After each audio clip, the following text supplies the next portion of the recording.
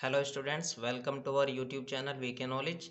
आज हम आपके सामने हिंदी का लेसन प्लान लेकर हाजिर हुए हैं, क्योंकि हमने लॉकडाउन में ज़रूरी समझा कि हो सकता है internal exam BEd first year में हो भी सकते हैं। क्योंकि हमें इस भरोसे नहीं बैठना चाहिए एग्ज़ाम होंगे नहीं होंगे, हमें अपने काम पर फोकस करना चाहिए। तो हम आज जो है आपके सामने हिंदी का बीएड फर्स्ट ईयर का लेसन प्लान स्टार्ट कर रहे हैं। देखिए किस तरह से हम लेसन प्लान बनाते हैं। तो ये हमने लिया है, लेसन नंबर 8 लिया है। लेसन नंबर 8 सब्जेक्ट हिंदी है, क्लास 6th, और डेट में लिखेंगे 5 जो भी जिस डेट को हम पढ़ा रहे हैं, और पीरियड कोई भी हो सकता है 1 से 8 तक। तो टॉपिक है हमारा हार की जीत। लेसन नंबर 8 है, 6th क्लास में। इस पर हमने जो है लेसन प्लान बनाया है। देखिए इसमें क्या है। सबसे पहले जनरल ऑब्जेक्टिव देख लेते हैं। जनरल ऑब्जेक्टिव में क्या है, बच्चों में हिंदी विषय के प्रति रुचि जागृत करना। दूसरा टॉपिक है, दूसरा पॉइंट है बच्चों को कल्पना शक्ति का अवसर प्रदान करना। तीसरा है, तीसरा पॉइंट देखिए, यहाँ से तीसरा पॉइंट देख लेते हैं। बच्चों को धारा प्रवाह की गति तथा शुद्ध उच्चारण के साथ कहानी पढ़ना सिखाना।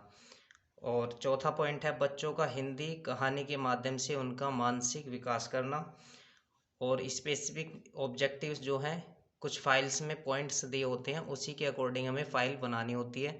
तो इस फाइल के अकॉर्डिंग हम इसको बना रहे हैं। तो इसमें लिखा हुआ है स्पेसिफिक ऑब्जेक्टिव्स, इधर साइड में दिखा देता हूँ मैं।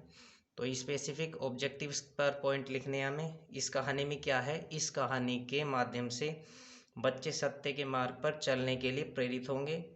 नंबर 2, बच्चों के अंदर परोपकार की भावना जागृत होगी।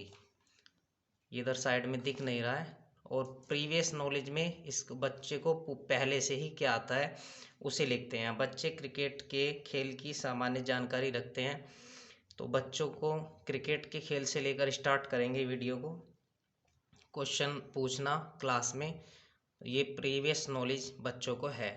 और टीचिंग एड्स में क्या होगा, इसमें महापुरुषों का चित्र तथा अन्य कक्षा उपयोगी वस्तुएं जैसे चॉक, पॉइंटर, डस्टर, लपेट फलक आदि।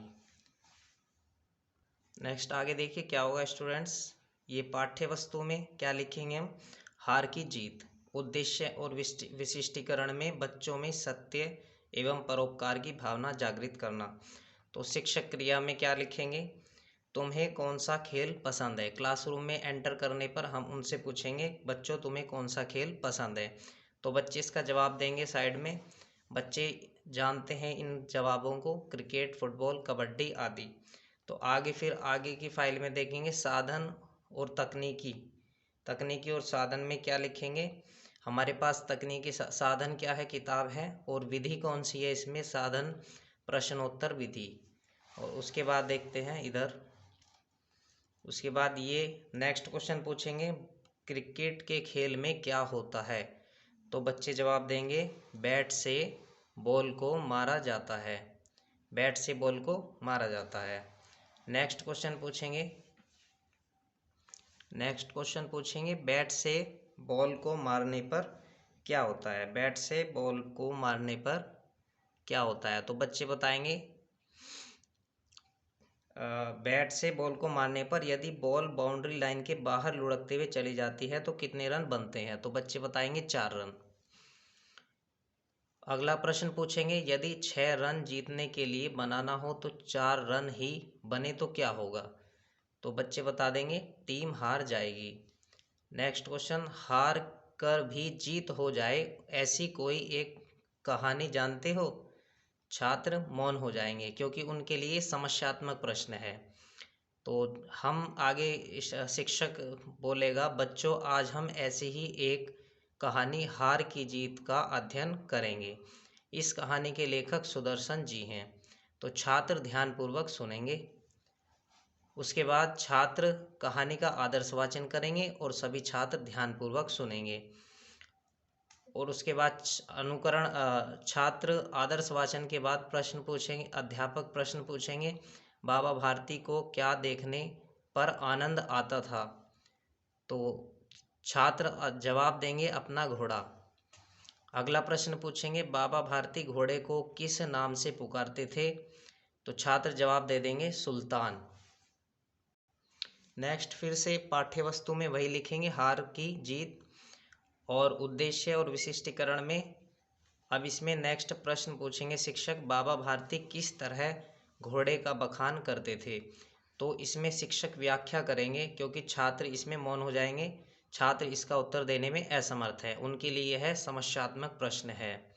तो शिक्षक व्याख्या करते हैं इसमें, किसान को अपने लहलहाते खेत देखकर जितना आनंद आता है उतना ही आनंद बाबा भारती को अपना घोड़ा देखने पर आता है। बाबा ने उसका नाम सुल्तान रखा था। बाबा ने अपना सब कुछ छोड़ दिया था। वह गांव से बाहर एक छोटे से मंदिर में रहते थे और भगवान का भजन करते थे। वे घोड़े की चाल पर लट्टू थे। कहते, सुल्तान ऐसे चलता है जैसे मोर घटा को देखकर नाच रहा हो। संध्या के समय प्रतिदिन घोड़े पर बैठकर 8-10 मील का चक्कर लगाते थे, तभी उन्हें चैन आता था। अगला प्रश्न पूछेंगे, शिक्षक खड़ग सिंह कौन था? बच्चे जवाब देंगे प्रसिद्ध डाकू था, और ये प्रश्नोत्तर विधि हो जाएगी। साधन में लिखेंगे प्रश्नोत्तर विधि। अगला प्रश्न पूछेंगे, खड़ग सिंह क्यों आया था बाबा से मिलने? तो बच्चे उत्तर देंगे घोड़ा देखने। अगला देखते हैं,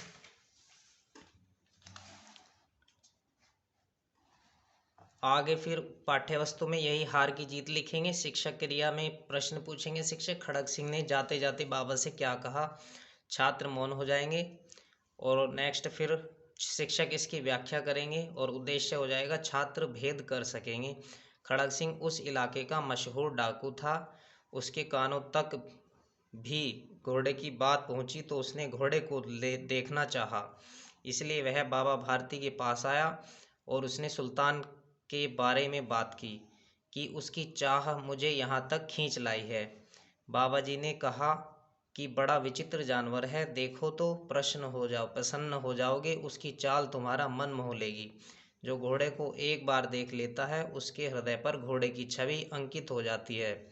सुल्तान की सवारी जैसे ही खड़ग सिंह ने की, उसकी चाल देखकर खड़ग सिंह के हृदय पर सांप लौट गया। जाते जाते उसने बाबा से कहा, इस घोड़े को मैं यहाँ नहीं रहने दूंगा।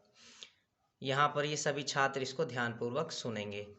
अगला प्रश्न पूछेंगे, बाबा भारती को किस बात का डर सताने लगा? डाकू उनका घोड़ा चुरा